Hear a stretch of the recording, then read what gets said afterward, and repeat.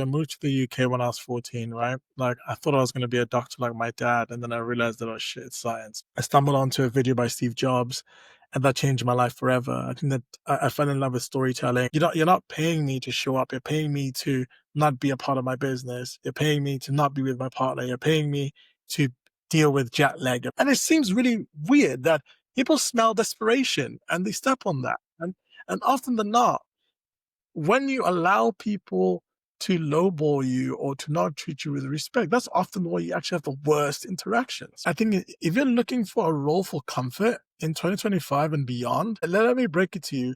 I think that having a job will be as risky as being an entrepreneur. If you can get four people on LinkedIn to buy from you, you'll make more than take home.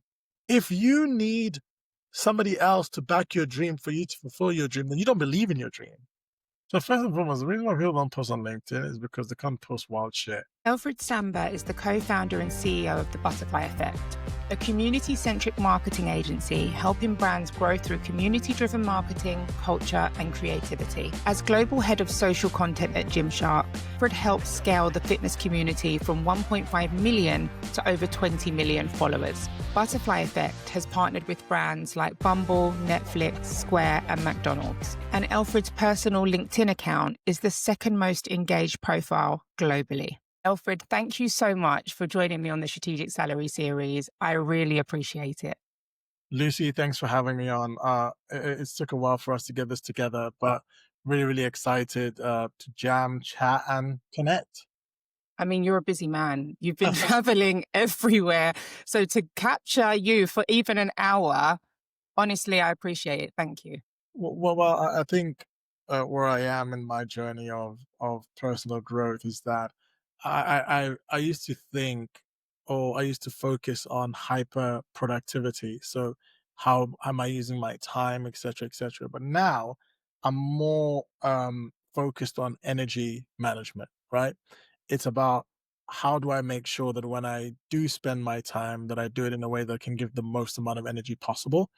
If I don't feel 100% to be able to give the true value that I believe I can give, I'd rather actually delay or change so that when we do have the time together, you feel like it's the best time. Whereas I think that for the longest time, I felt like I was trying to do multiple things at once, even whilst Hmm. conversations, even thinking about multiple things at once.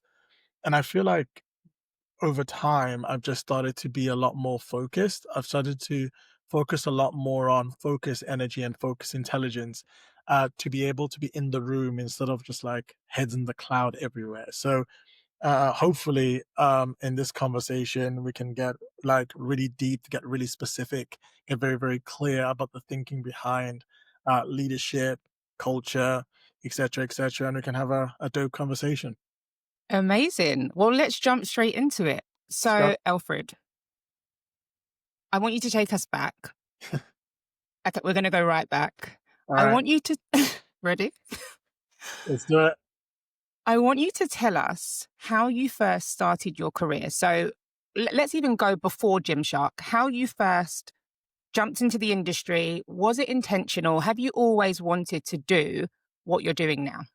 Well, I'll go even way more back. So I moved to the UK when I was 14, right? Like I thought I was going to be a doctor like my dad, and then I realized that, oh shit, it's science, right? So I had to figure something else out. And my mom was always an entrepreneur. She was very creative, always had a new business idea or thing that she wanted to do. And I thought maybe I can be a little bit more like my mom and start to look at the business end. And I think it was at that time when we moved to the UK that I was thinking about my A levels, and I said, you know what, there's certain subjects that I'm naturally very good at, but instead I wanted to focus on subjects that would actually be very useful and give me a leg up, if you will. And obviously, I wanted to improve my English even further. I could speak English, but I really wanted to get really good at it, even though doing English Lang and Lit at A level is really hard.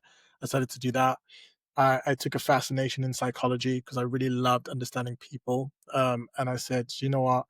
If that allows me to understand people even better, that'll be great. And then I took business because I knew that everything is a business. So therefore, it'll be something that's useful to me. And when I was doing some research on my business, almost like module, I stumbled onto a video by Steve Jobs, and that changed my life forever. I think that I fell in love with storytelling.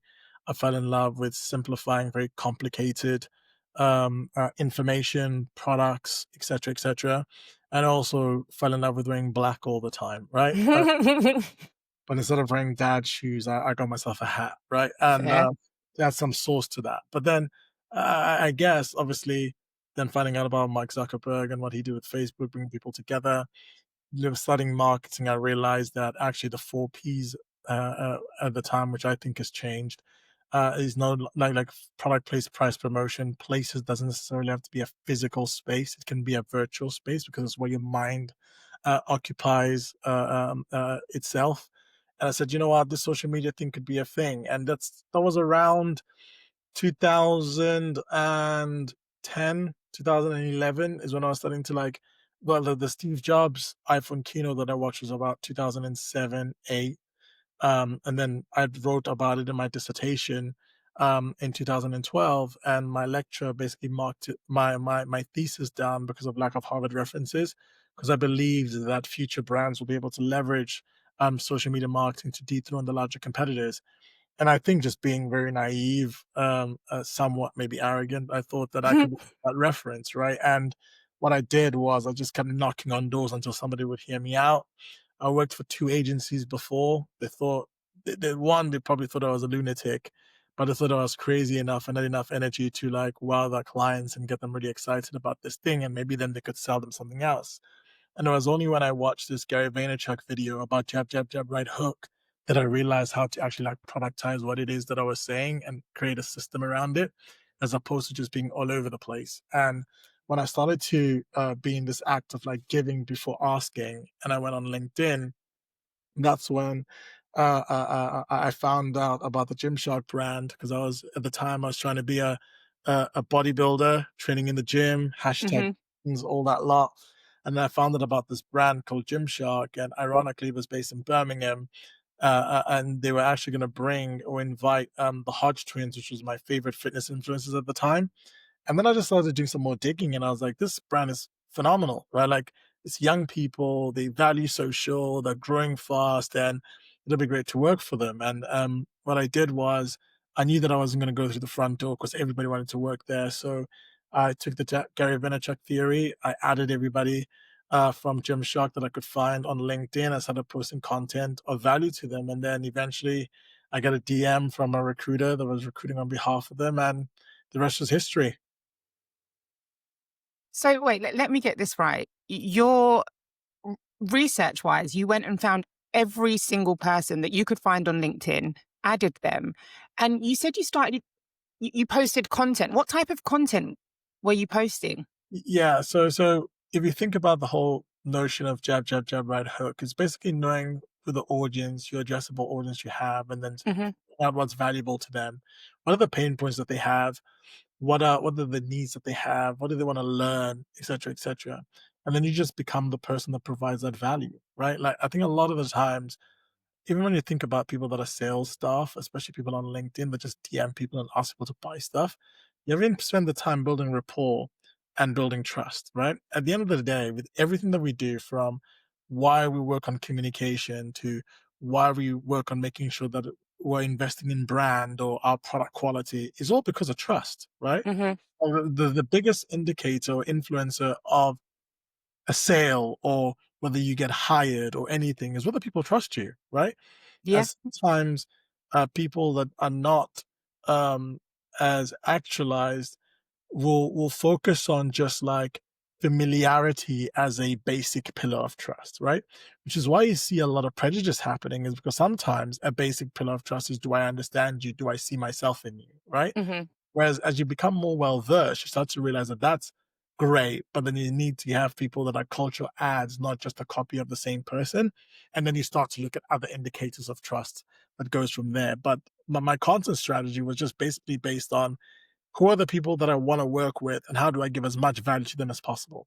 And after doing a bit of research on what they're engaging with and what they like, because LinkedIn leaves a track record of what you've reacted to, I started to understand the kind of content that people wanted to hear, especially those from Gymshark. And I started to just like give my POV on that. And lo and behold, I started to engage with it.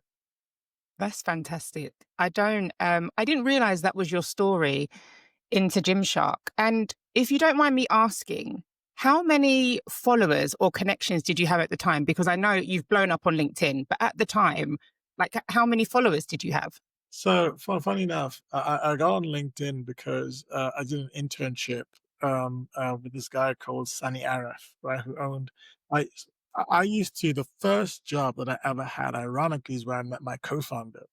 I was at Gatecrasher Birmingham handing out flyers for a super club in Birmingham when we were in university, right? So Sunny was actually the CEO of the security company that was there, and Okay. he needed the marketing done, and we needed some experience. So, and the first thing he said to us is that we need to set up a LinkedIn account, right? And but then what he was almost like very proud of was the fact that he had like 500 plus connections. And I remember at the time, he didn't actually know how many followers. You didn't even have followers at the time; you just had connections. And Yeah. when you got past 500, you didn't know how many you had. So I went on this like crazy run of just like connecting with as many people as possible at the start. And I think when I got to the Gymshark opportunity, I probably had like 800, 900 connections at the time.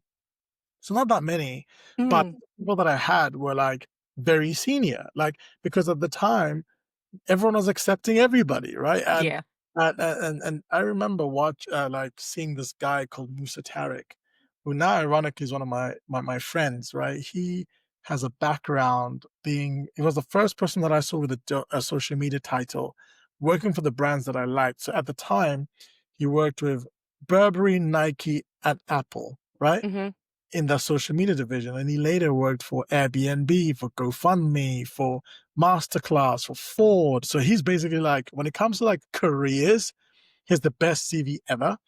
And I realized how accessible people were. And I think what I said to myself at the time was, well, I could focus my efforts on trying to build my YouTube or my Instagram, but the people that I want to get in front of are all here and they're accessible. Mm, By the way, if I get 10 of them, they're worth more than like 100,000 followers on other platforms. So the quality of the audience and the value over time is where I should focus my efforts. So I just went in on LinkedIn, and obviously, the content I was posting was I was writing articles, and I okay. think that the particular article that people liked was how I felt that most brands were running before they learned how to walk with social. But then also the fact that we're not in a B2B, B2C world anymore, and that LinkedIn created the bridge of human to human, right? Because now you can reach out to Sally at Coca-Cola or Lucy at Microsoft, right? So therefore, the person not only, even though they are also on other platform, the mind frame they bring to this platform is different. They bring that professional self in this space. So they're looking for a professional edge, professional information, professional opportunities. They're not looking for doom scrolling or just like Mm. passive. So the mindset was there, the individual was there, and I could identify the individual. So I was like, well, why isn't everybody else doing this? Right. And then that just compounded over time. And now we're at like 410,000 followers, which is insane. Wow. That's it's impressive. It's very impressive. I have been following your career trajectory on LinkedIn for I think we connected like 6 years ago now, and it's just honestly, it's fantastic. The content you produce, the creativity, it's yeah, huge fan. But talking about LinkedIn, Yeah. you do post a lot of valuable content, but one thing I want to share with our listeners Mhm. is what is one thing that we can't tell from your LinkedIn? Something that we can't gather from your CV or your work experience? I think that people are actually quite surprised by my level of depth about this, like humanitarian, political, religious, even sports conversations. Like I'm actually very well versed in just like topics that people care about. I just realized that there's a time and a place for it, right? Mm, So I know that whenever I post on socials, I'm in service of the audience, not myself. So I therefore understand what side of me do people want to hear about on this platform and how can I add the most value to them. right? If you go on my X, which is probably why I only have like 1,000 followers on there, or people call it Twitter. I still call it Twitter. I still do, but I have to make sure I get rid of those. But I talk about just like my pain being an Arsenal fan, right? No one gives a shit about that on LinkedIn. What they care about is how I can be useful to them in this context. So Mhm, a lot of my content on LinkedIn are very um, how I give away an idea a day that will help either business leaders or young professionals with a growth mindset grow even further. But then when I go into like conversational platforms, people that don't know me get pleasantly surprised about the fact that I'm not a creator. I'm actually like a practitioner. I'm actually somebody that spends time speaking to people, doing research on things. But I just realized that you can't go in depth in a headline first platform, which is why I enjoy having conversations with people, which is why I enjoy speaking and sharing knowledge, but where you actually have time to be able to not just be like a clip, right? mm. I, I like to be able to go into depth and real details of things. And I think I was speaking to somebody that thought that I was a creator first and an entrepreneur second. And then they realized very shortly, like in a brief moment afterwards, that I was completely the opposite. I just happened to document the things that I do, or the part of the things that I do that I think that is relevant. So, um, and also a lot of people think that I'm extroverted, and I'm really not. Like I do enjoy spending time with people to learn from people, and the right rooms energize me. But for the most part, I spend a lot of time just at home. Like I live in London now, and I've hardly spent time outside. I think I've been out in London the 3, 4 years I've been here, like 4, 5 times. Like it's Wow. also like out, Yeah. but really, I just work from home and I just observe from the sidelines, kind of like Batman looking at Gotham. That is, that's often a misconception with people that are on social media, people that are on panels or that public speak, that they're extroverts and they're out there and they like to be the center of attention. But over the last couple of years, the more I connect on a one-on-one basis, you realize that that's not actually the case. Even C-suites, people assume you have to be an extrovert to be a C-suite. Again, not the case. There are so many layers to this thing. And yeah, it's we're human. We're all different. And you're right in terms of the social media platforms that you choose to express yourself. You have to be very tactical. But a question for you. You mentioned, I'm going to take it back to when you said you mentioned an article for Gymshark. That was one of the most engaged with pieces of content when you were trying to secure the role.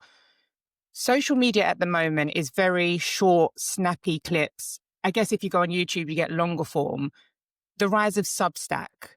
Do you think long form content is coming back? And do you feel like that will overtake the quick, short, snappy TikTok style videos?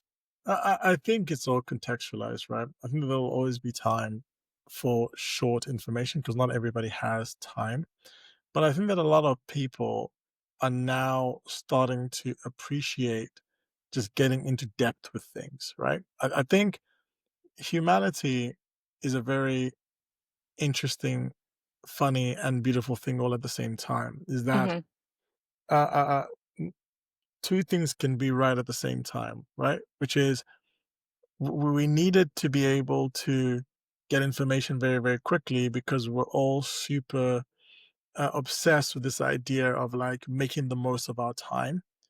But now when we're starting to realize that just the sheer amount of information we're taking in and the sheer amount of people, like even myself, either being diagnosed or diagnosing themselves with ADHD has been like skyrocketing because we're all just trying to like get so much information, so much things in, and we're trying to chop and change. And really, what it is, a lot of it is this dopamine addiction, right?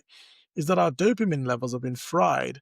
And when we go offline, the dopamine levels are a lot slower, right?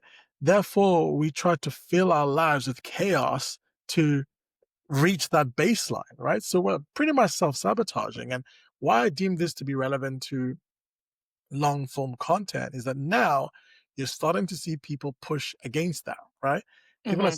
are unplugging from social a lot. I think I was mentioning before we went live. I used to spend about 14 hours a day on my phone, and now it's Mm. below 4. right? But the thing is, I've not missed anything. I think FOMO has been a big reason why we keep chasing new things and new highs because we want to be informed on everything that's happening. Whereas now I think that long form is actually coming back, and some of the biggest creators are all doing it, but you have to make it worth people's time, right? Right. At the end of the day, people will stay and watch 2 hours, 3 hour podcasts if the person actually values the time of the audience, right? Now, whether it's 15 seconds or 15 hours, as long as you make sure as the person that's producing the content that's serving the audience that you cater to that and you make sure that you're worth people's time, whatever that time is that you ask for. I think that should always be the guiding light towards any content that you create. Thank you for sharing. I agree. So, I am going to dig into a subject that most people think is a taboo, but it's not. It's money. Yeah, Money. We're going to talk about money. yeah. So, again, I want you to take yourself back to a time where you had to request or make a very bold career or salary move that changed your career trajectory. So it might be one particular move, it might be a particular period, but I'm looking for bold, in your Okay. opinion. Okay. So I'll give you three examples. Hmm.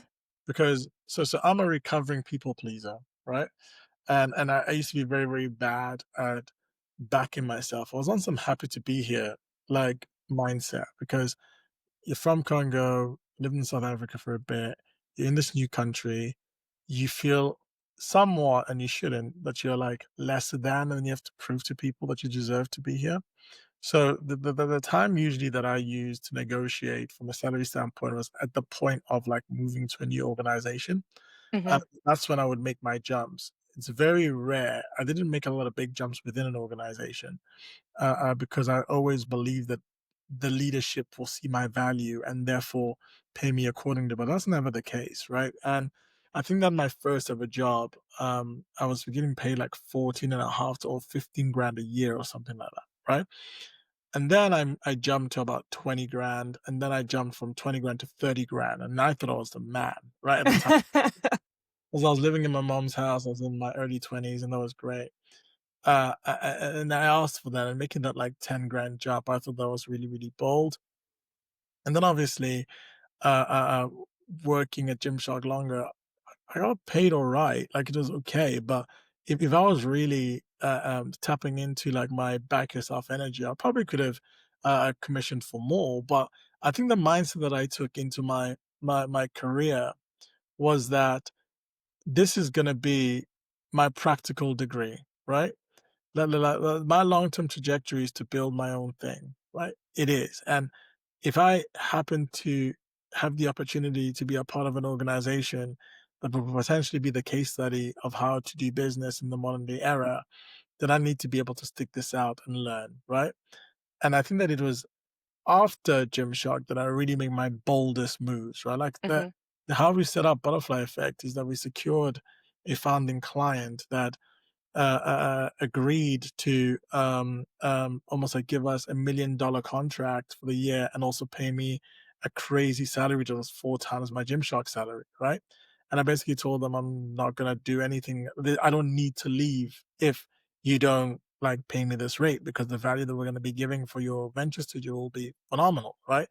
And they did it. And I was able to jump into that space, leave a company that I was there for a very long time to pursue my dream, but with a soft landing. But the funny thing to come out of that though is that I got a soft landing for a period, and Hmm. then things changed, and I was like almost like went into free fall where I had to actually like live the entrepreneurial life without a safety blanket. And it was amazing, the best thing's ever happened to me, right? And now when it comes to negotiating, when I collaborate with brands or speaking, there's certain things I'm very I love to be very easy to work with, but there are certain things that I was still being very people pleasy about.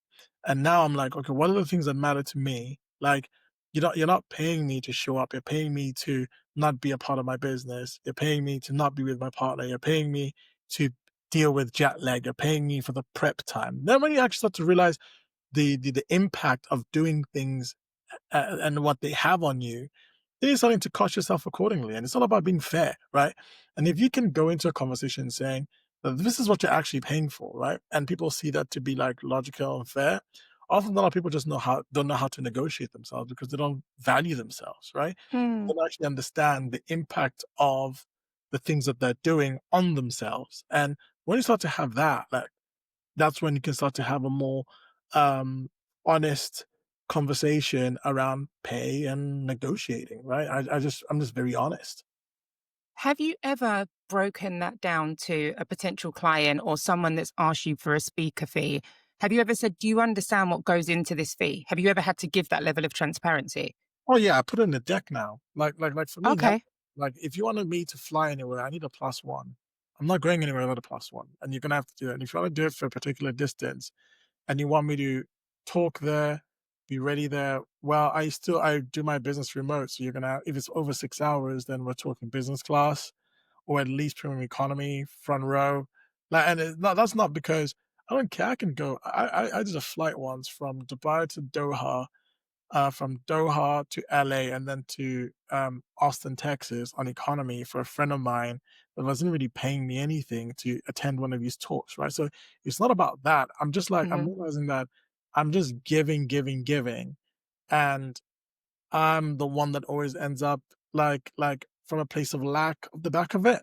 So I'm like, no, if you value yourself and your time, and you also start to understand why am I doing these things? Am I doing these things because I want praise, adoration, I want to be seen a particular way? Or am I doing things because it's worth my time? Right. Right. Yes, and the more you're bringing me into things that I don't deem to be worth my time, the higher the premium, right? If I speak to a community of students or people from an underprivileged background or whatever, that is worth my time. Like my words mean a lot in those rooms, right? So Mhm. I usually don't charge a fee. And if you're making me go into like a room where you're selling tickets, there's corporate people there just like on their phones doing whatever, and you want me to get them to stop scrolling and to listen to my message and do something with it, and you're benefiting from it, that's just like a normal conversation. It's like, you're making money, I should be making money, right? Like, Right. it's just the way that it is. And if you don't want me to, then fine, I'm not going to be there. You got to respect me and my time. And the funny thing is now, that's why a lot of my stuff is in America, is because they are like, we know you're a professional, we value your time, we'll do this. And there's a lot of things that happen over here where they're trying to lowball you. And I'm like, well, you don't respect me and my craft and what I've been able to do. Because a lot of the speakers, a lot of the brand people speak to each other. And you're like, okay, so you guys, well, so I'm going to value myself. And this is just what it is. And I'm fortunate to be at a space where I can walk away, right? I think a lot of people think, like, just to contextualize what I'm saying, because I think a lot Mhm. of people now will start to say, here's my word, take it or leave it.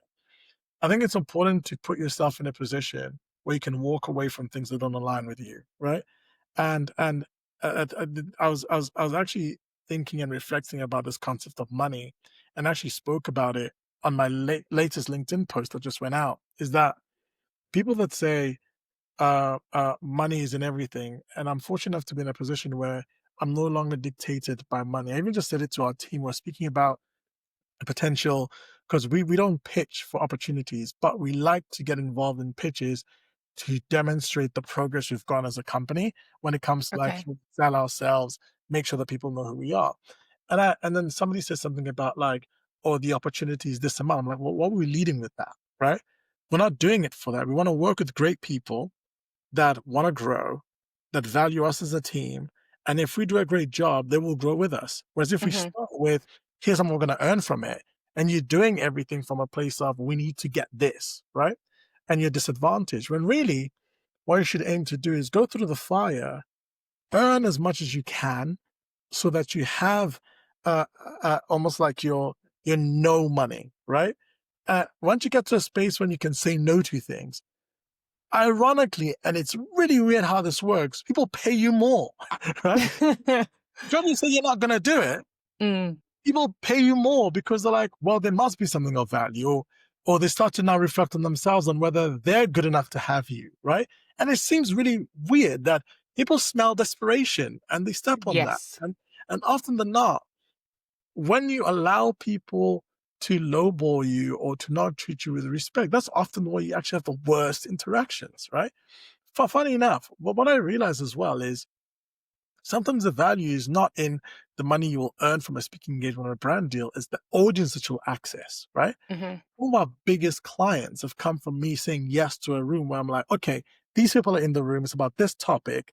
You're basically paying for my flight and hotel to go and win new business. Okay, that makes a lot of sense, right? But it just depends on the context, right? And I think that as professionals, we should always aim for a win-win-win, which is we win, they win, and the audience wins, or whoever the third party group is. I think a lot of the times everybody wants to sway to which their Yeah. side. And if you're a person where in whatever like negotiation you're putting in, the other person knows that you're trying to meet in the middle and be fair, you'll often go to like a resolution a lot faster. But when you're trying to like just like high price people as well, that doesn't work as well because they can Mm. make away too. You're right. It's a two-way thing. It's don't outprice yourself in the market, but also just have respect for the third party. I love that. Win, win, win. Yeah, you're absolutely right. And I want to try and translate some of that experience that you have Mhm. for women that are currently in corporate roles, negotiating their own worth. They might be looking for a promotion. So, Elfried, you've built audiences of millions, you've built communities, and you've nurtured communities. But how can women in corporate roles use community building, increasing their visibility to increase their earning power? But by the way, so I'm very, very bullish on female professionals, right? I think that they're the ones that are going to get us out of this mess, right? The reason why is because when you just look at, let's just go to the entrepreneur and founder's perspective. Like if you look at the stats about how many women, particularly women, like black women, women for underprivileged, or underrepresented backgrounds, at least in the corporate sense, like they make a very little percentage of the people that actually get back to start businesses, right? But if you think about that therefore means that the people that are trying to solve the world's new problems still come from the place of old, right? You Yep. need new people with fresh perspectives, fresh ideas, and for the most part, that value emotional intelligence and emotional understanding and the ability to nurture and communicate with people and be open with people and transparent with people and in line with their emotion. Because a lot of the times people talk about the fact that like men are not emotional. We are very fucking emotional. Like we are. And even worse, we don't know how to communicate and articulate the fact that we're emotional.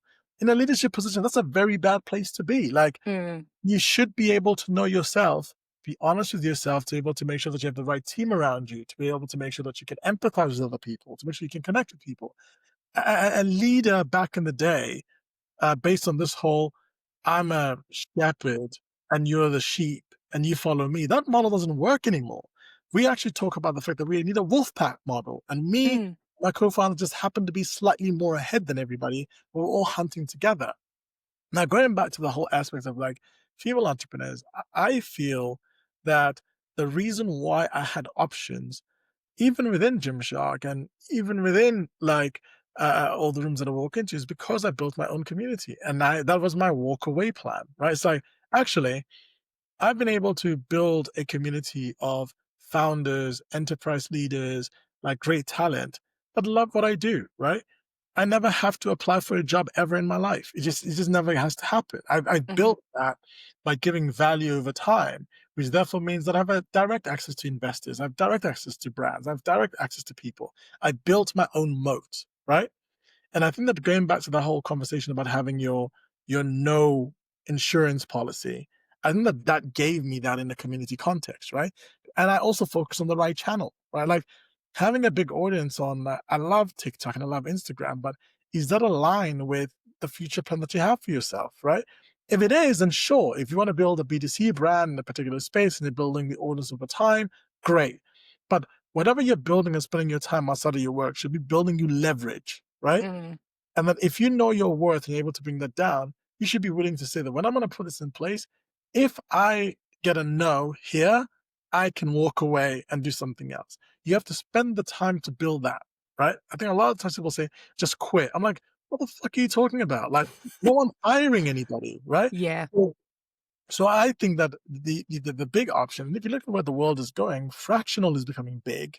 Like people that can leverage AI with their skill is becoming big.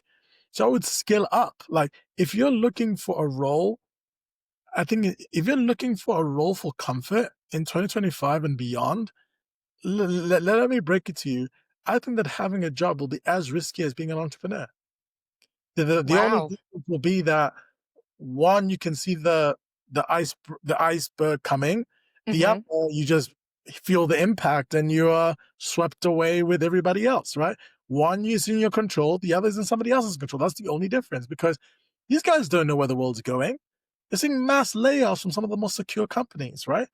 And we're going through a shift, and this is just the start, right? Mm. This is the iceberg has been hit and people think that it's just a bump and a vibration, but now it's starting to actually make that like make do. So I think that it's the time for people to skill up, build moats, right, and figure out, okay, if I was to almost like not it's not even a conversation about thrive, and I don't want to sound like I'm like dooming anybody. I actually think it's an opportunity, right? If you can get 4 people on LinkedIn to buy from you, you'll make more than take home, right? And you don't need 1 million followers, right? If you can get Mhm. 4 people, if you say, I and I like to use the ikigai as a framework. It's a Japanese almost like a system uncovering your reason for being or your purpose in life, right? And you ask yourself 4 questions: What am I good at? What am I passionate about? What have I been paid to do, and what does the world need? Right. So, let's say, for example, you're an accountant, right, and you've done accounting for a couple of firms. If you talk Mhm. about all the pain that companies, people that you've worked with over time have faced, or just like pains of being in the industry, or pains that you've seen people do over and over again, etc., and you talk about that all the time. And then 3 independent companies who, by the way, need financing, right, come to you and say, "Oh, we like your content.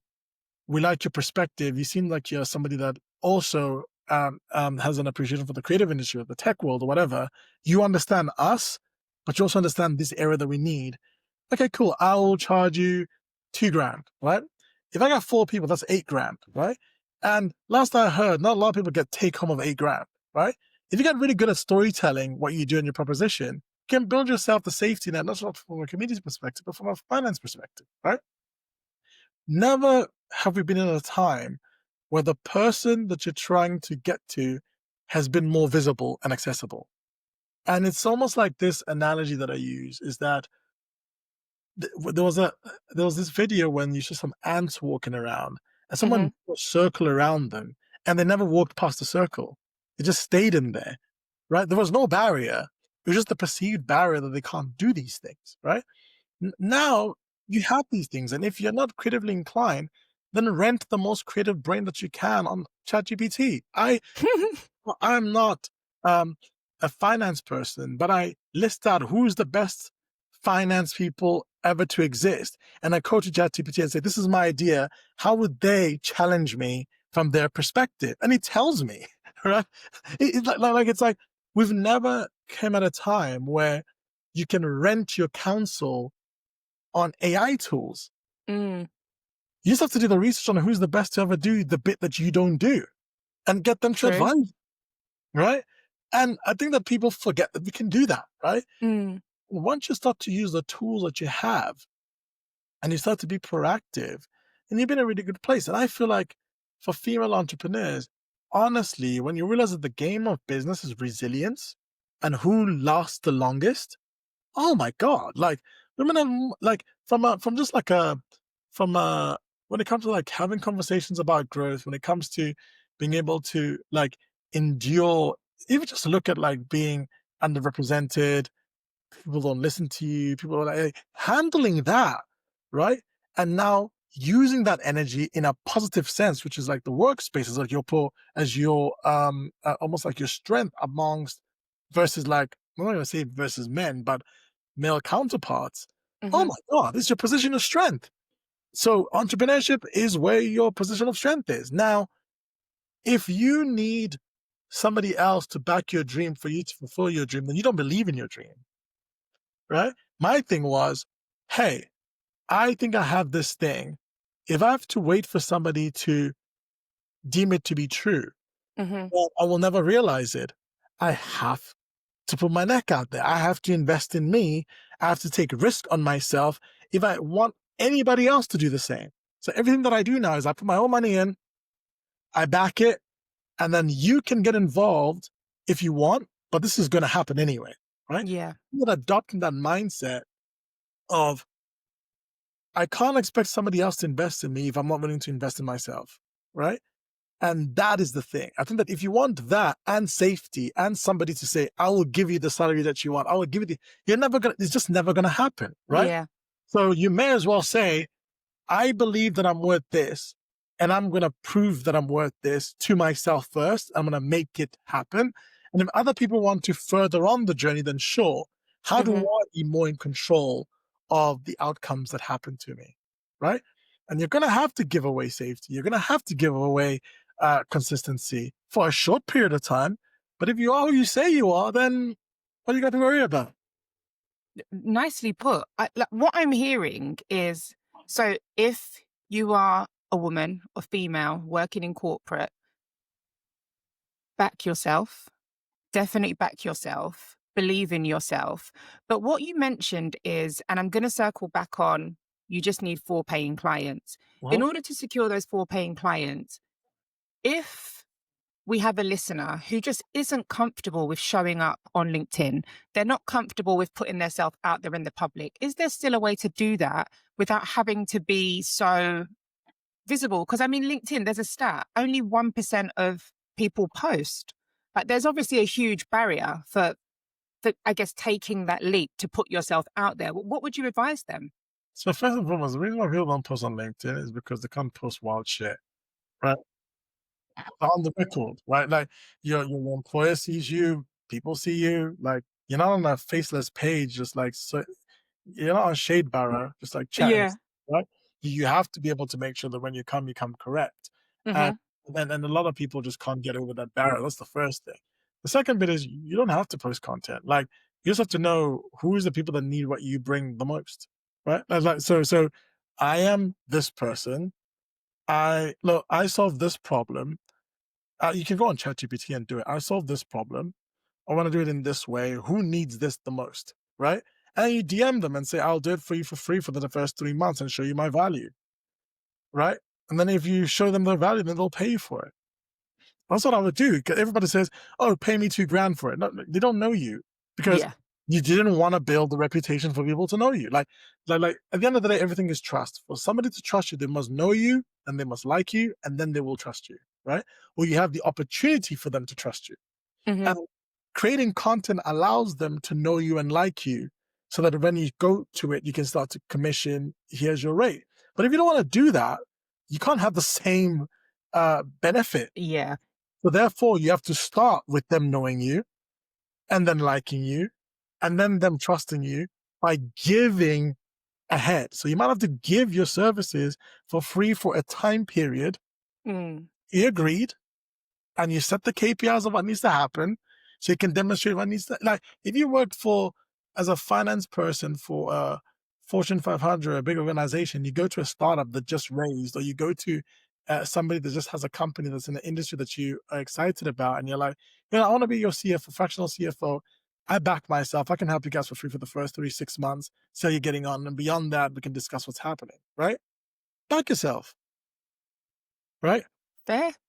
Yeah, you've just, I guess that's a blueprint for anyone that is considering, I guess, creating their own moat, as you put it. Anyone that's considering creating more control, having more control over their career. And in some positions, you will have to do both. You will have to be employed. As you said, don't quit. If Yeah. you need that safety net, you'll have to be employed, but back yourself. So thank you. I hope our listeners find that advice valuable.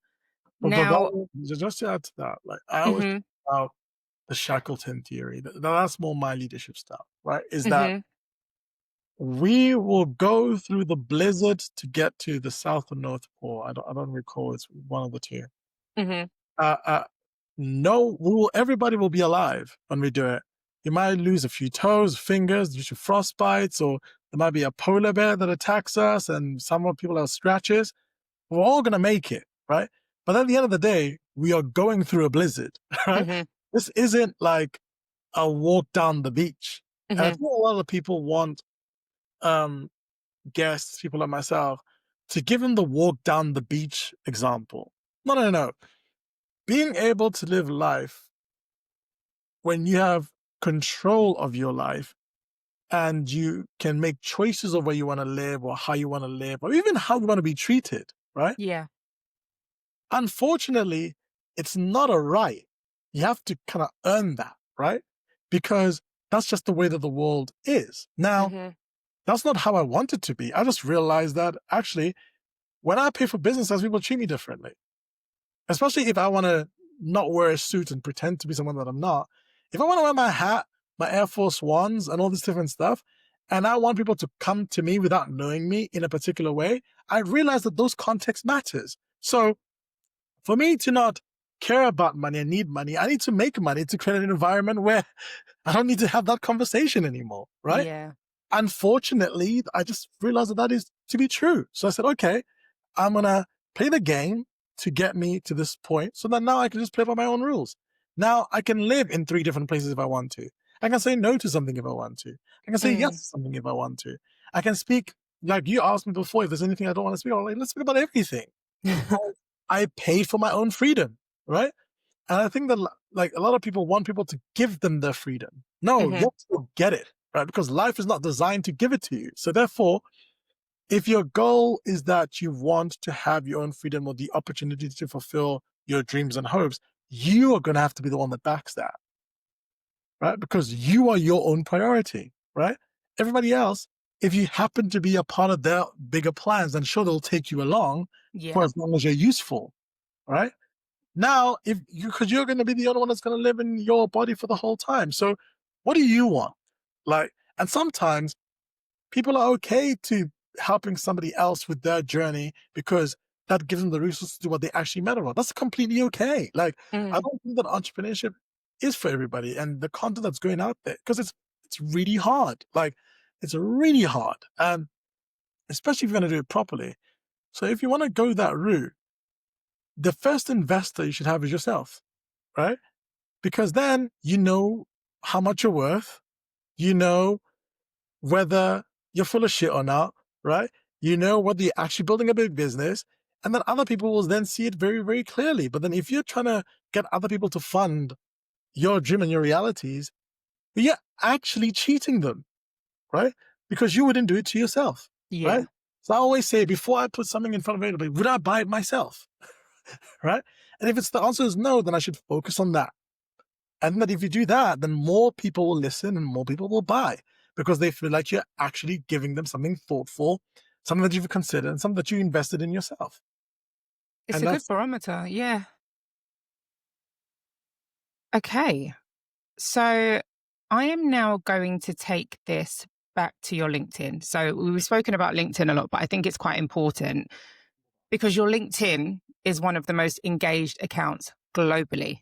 That's huge. It's huge. And I know you're quite modest and humble, but it's huge. It's a big deal. And in your experience, how can people that are employed, like myself, people that are employed by an employer, how can they use online presence to translate into financial opportunities, influence, or even leverage within their own business?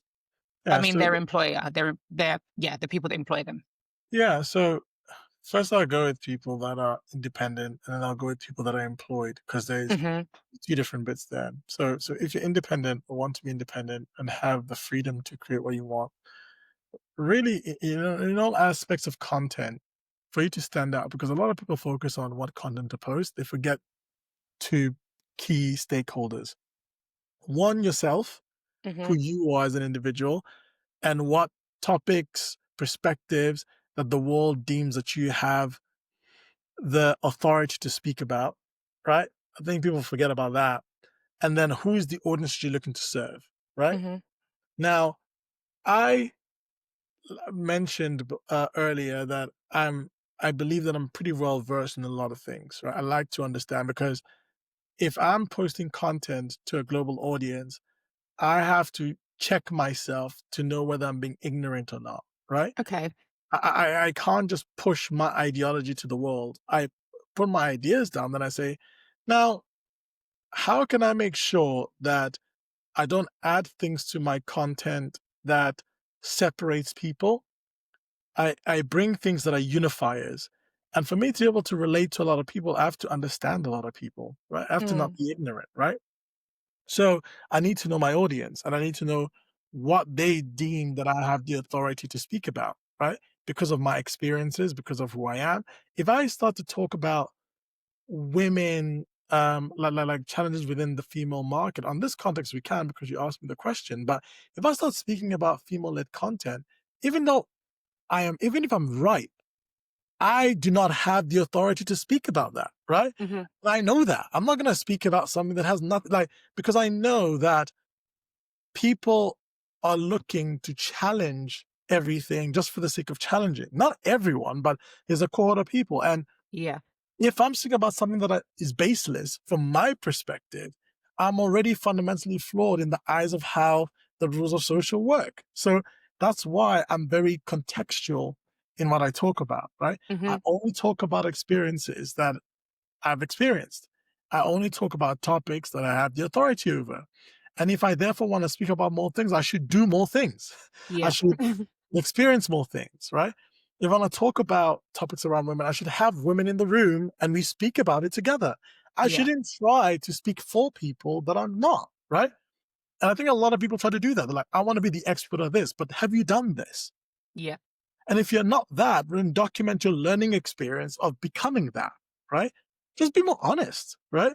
And then who are you being honest to? Because that matters too. And then that dictates the content. People start with Mhm. content first and they forget who you are, because that matters, and who you're serving, because that matters. And then the content is after that. Now, if you're working on behalf of and I'll give you a hack for LinkedIn, Mhm. you know who the audience is, right?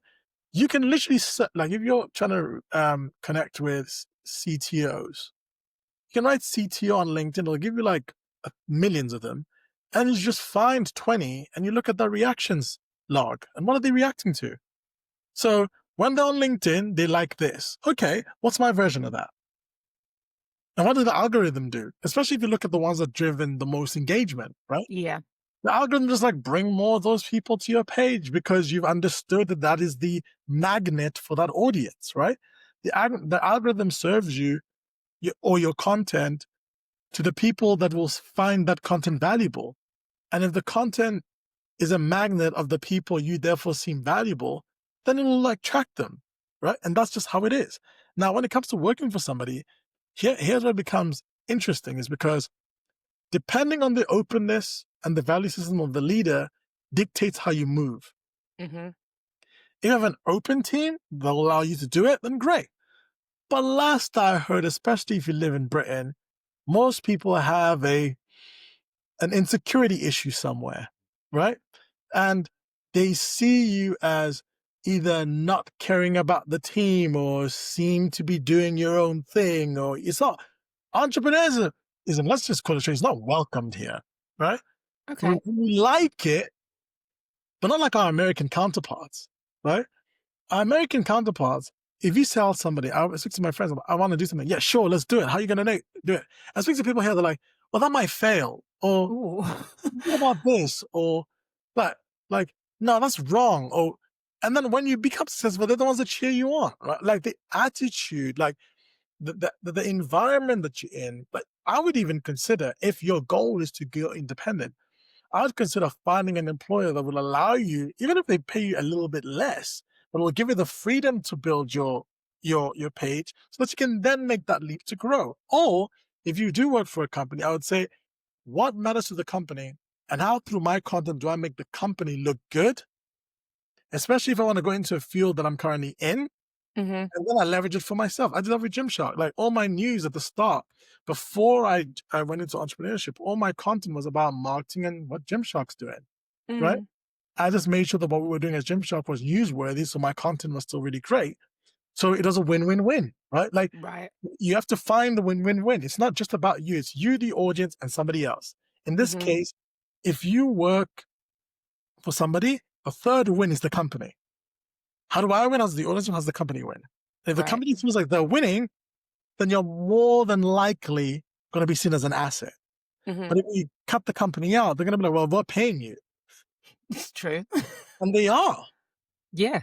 Like I've been on both sides. I've been an employee and I've been in, like a lot of the times, I have a lot of entrepreneurial friends that never worked for anybody, right? So they have one perspective.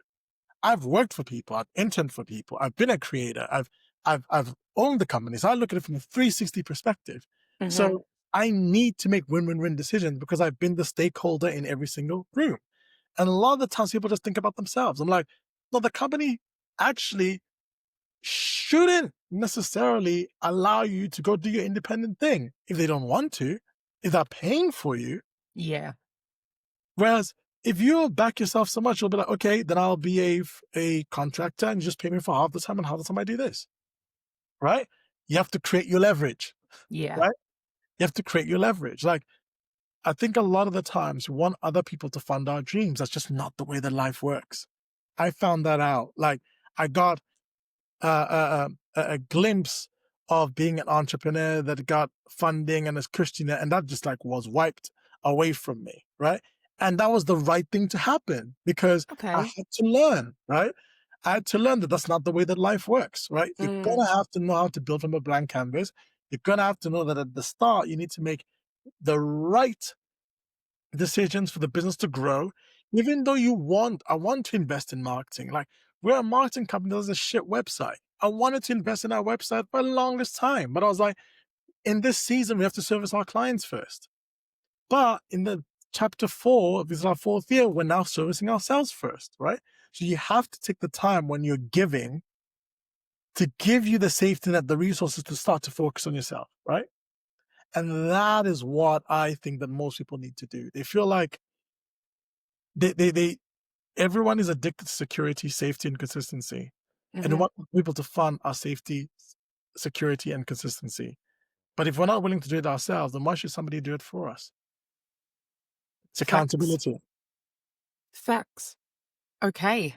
That nicely brings me on to my final question before the random round. So you mentioned, and I think you just touched on it there, that behind every success, there are things that just don't go to plan, things that don't go how you envisage them to go. And I would love you to take us back to a time where you've asked for more, or you've pitched something, or a negotiation has gone left. What happened and how did you bounce back? So we, off the back of like our founding clients leaving, we Hmm. tried all we could to get funding, right? Okay. And we always got rejected all the time. And I also understood is that one, banks and financial institutions don't give you money when you need money. They give you money when you have money, right? So just for anybody that's looking to go into investment or to into businesses, first and foremost, if you start anything by saying I need an investor or a funder, you're not ready, right? You're just not. Like you can build an MVP for free. There's Lovable. There is Mm, there's never been a time like if it was in the 90s or whatever, and you wanted to start like a water bottle company or whatever, then sure, right? But now you can use AI to do the design of the bottle hmm. and get people. And I'll give you this: there's a company that designed the product. I think Liquid Death did this actually. They designed the product, they built the website, they basically said, we're taking pre orders. They did the marketing for it. And then when people started to pre order, they went to investors and said, we have 1,000 people that want to buy this, right? And they have more people on the waiting list, right? Hmm. And they're like, okay, you've shown some traction. Even on blank canvas, you're like, I need an investor for me to get started. You're not ready. You're looking for a safety blanket. Yeah. Why should I? Like, money doesn't come for free. Like, and people think that investors are like charitable donations. No, they're not. They need that money. And I had to learn that. So what I learned was they're not here to fund my dream. That's my dream. Mm, They're there to fund their dreams. And if my dream helps them get their dreams, then we have a match. But if it doesn't, then I should be willing to like back myself anyway, right? mm, And then what happens then is when people start to hear about your traction, they come to you and say, "Oh, we want to help you." And then I can look at your stuff and be like, that doesn't help us. Sorry. And they come back and say, "No, we'll help you and we'll take less of the pie." Then I'll be like, that doesn't work for me. Sorry. Then like, you know what? You know what you're doing. You just need to, there you go, right? You want to get to that level, right? But then it requires you to police yourself. yeah. You have to act like how an investor would act if they're in there. So you have to be the investor. So you can think like them and you can know the value props to them. Now, so every time we went for funding, and I talked about the fact that I'm getting more connected to my faith, I realized that was God telling us this is not the way that you got to go, right? Hmm. You want to build a company of independence. You want to be able to not feel like you're an employee somewhere else. You need to go through the fire to understand what it takes to make that happen so you can Right. build the resilience, the strength to lead with confidence, right? Hmm. And I'm so happy that I did that because I knew that every time I thought we were going to run out of money, something was going to happen. I just had faith if I just keep pushing. And we've never missed a payday. We've never missed a client. Like, we've never missed a deadline. We've just had to become better. And Mm, now we are equipped to be able to handle funding that comes in because we know how to not waste it, right? We know okay. where the efficiencies are. We know where to be creative. We know where to, and we just build the resilience, right? Like, I think a lot of the times, like if we had got the funding earlier, we probably would have been out of business, right? There's a reason why people say, why is it that certain like athletes, talent that receive all this money lose it?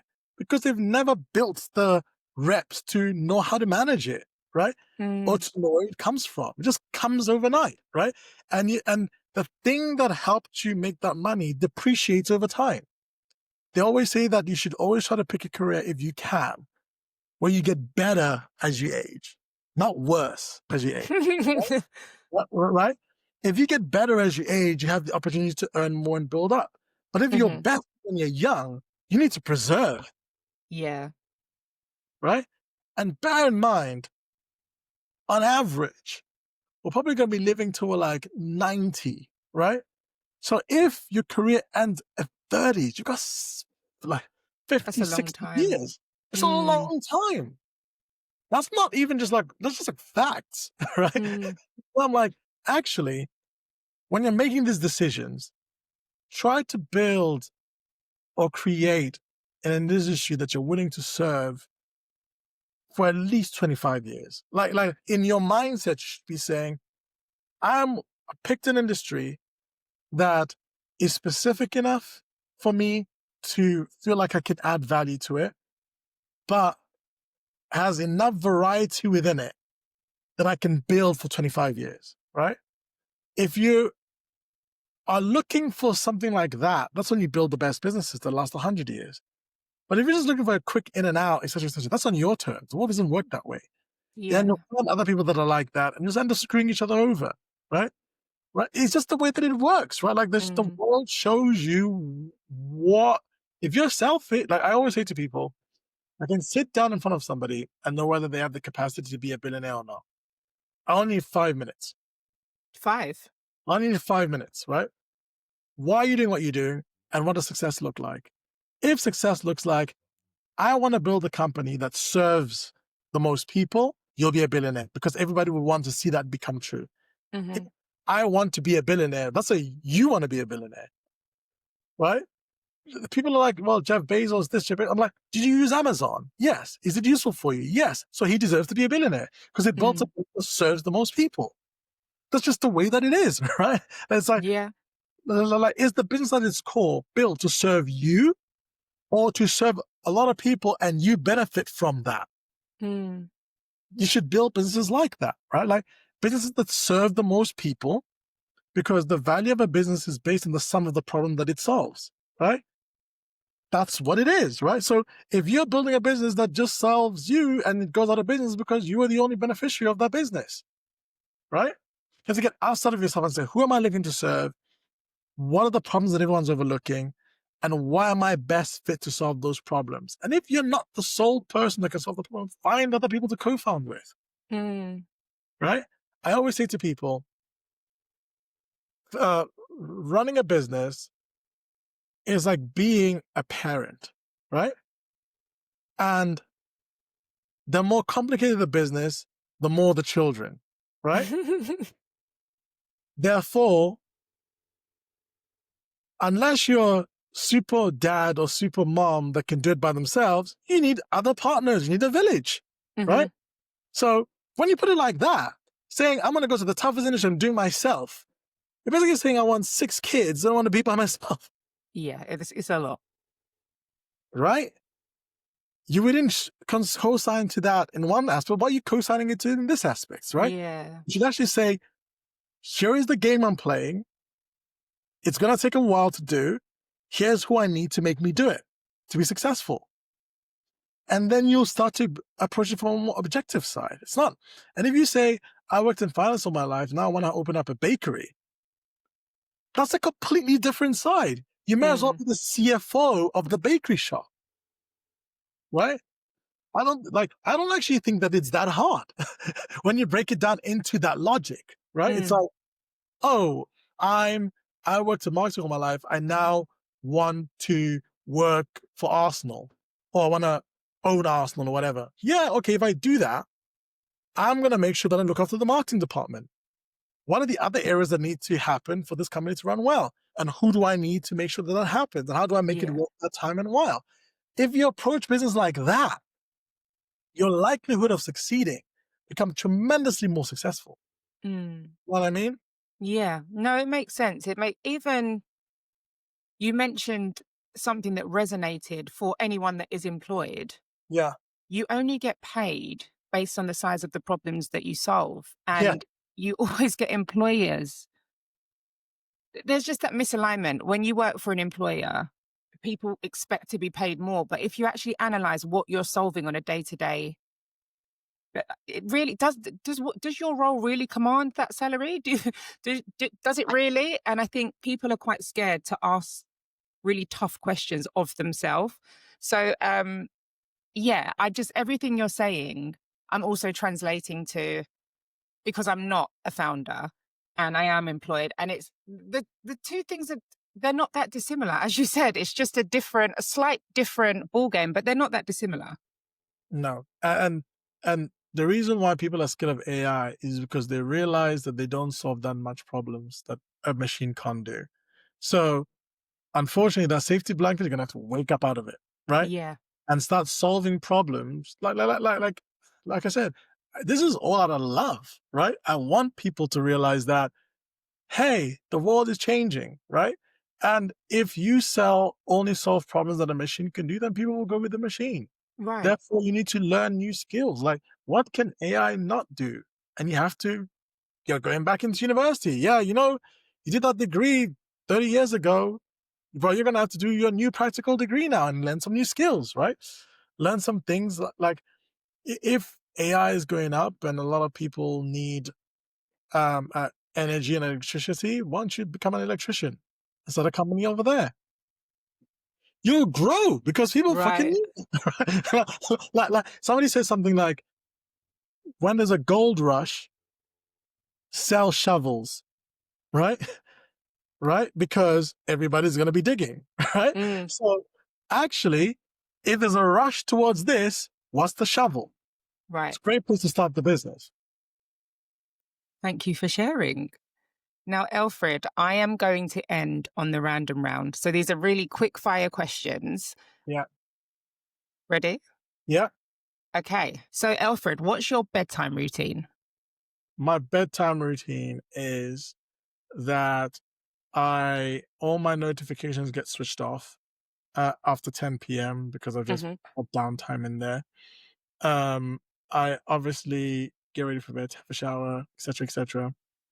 I now have these sleeping glasses that play music. So I can put classical music or some Hans Zimmer on, so it gets me into like a really good mood. and I take my magnesium tablet so I can have a deep sleep, and then I'm off to the races. So it basically starts to detox from the internet, and then I get myself wound down, and then I sleep. It used to be, if you asked me this 90 days ago, Mm, not even 60 days ago, I used to be on my laptop and fall asleep. I would really? just work till I slept. Yeah, 90 days ago? not even 90 days, probably 19 days ago. I've just What changed. changed? Just What, now? yeah, what changed is the fact that I realized that I was spending too much time on my phone, and actually, this whole work hard, hard culture was actually no longer servicing me. I had to be comfortable to say that actually I'll be way more useful when I wake up in the morning and make the most of that time. Right? It's all about energy management, right? So I Okay. started to realize that everything I was doing beyond 10 o'clock, I actually had to undo in the morning. So I Mm, may as well, even though I have my email list full, my to-do list full, I may as well just wake up in the morning and guess what? That first hour and a half, I do it all. Right? So I think it's just about understanding when to reset. fair. And Okay. understood that. So, what is the longest period of time during the day that you have spent without your phone on a regular basis? Now it's the morning. So from I wake up at about on a depending on the day and how early I wake up. I have to go to sleep between 4 and 6 in those 2 hour window. I wake up. I love it because my morning routine is I wake up, I have a cold shower because it wakes me up. Well, it's warm and then I gradually make it cold. I put on some Hans Zimmer music. I start with Hans Zimmer, I end with Hans Zimmer. I make a coffee and I watch the sunset while I start to do my most creative work. I look forward to that, right? Like I said, I look forward to that morning routine, and I have no phone, right? And Okay.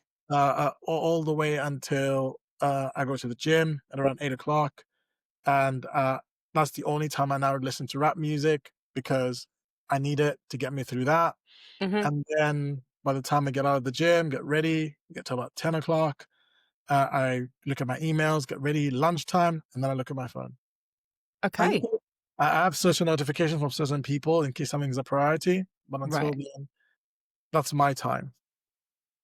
Thank you for sharing. So, talking about your phone, what is your most used emoji? My most used emoji is probably like the laugh with like the teardrop on the head, right? Okay. So that's probably my most used Alfred emoji. Okay. If you had to deliver a TED talk in an hour with no prep, what would the subject matter be? Blank canvas, the art of starting over and over again. Okay. What's one thing that instantly makes you feel better?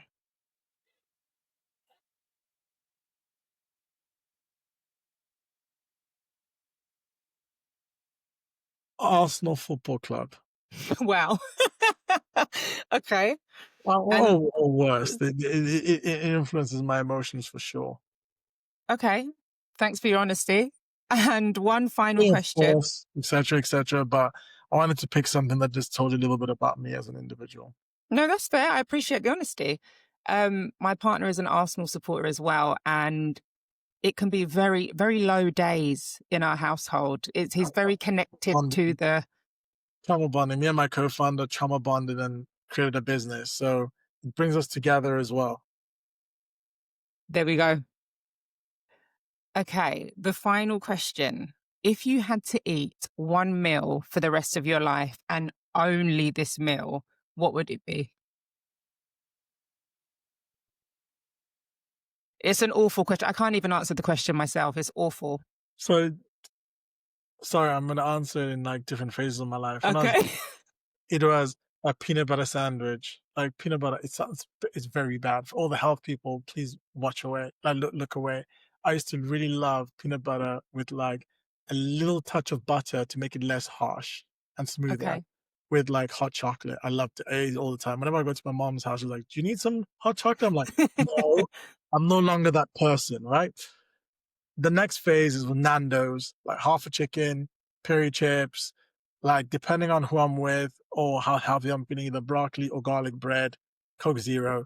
Now, it's either Salad Project or my new incoming company that I really love. One of my friends owns this company called On the Screens, and that's my new thing now. So different things, depending on different phases of my life. But I didn't want to sound like boring, like, oh, you're an activity person. No, I love the Nando's. I love it, Okay. but I also love other things now. So that's pretty cool. How spicy do you have your chicken? Huh. Okay. Fair. Otherwise, what are we doing? And anyone who says more than that, who are you competing with? Like, just enjoy the chicken, bro. Fair. Okay. Elfried, thank you so much for having this discussion with me. I've thoroughly enjoyed it. It has been too long since we last caught up. Honestly, we need to make this more of a regular occurrence, but thank you. The insights that you've shared, your level of transparency, our listeners will have so much insight to take away from this. So honestly, I really appreciate it. I appreciate you. Thank you for having me. If this podcast made you think differently or question the way you navigate your strategy or the way you approach a conversation, please do me a favor. Hit like, subscribe, and share. Your support will help others discover this podcast and keep the conversation going.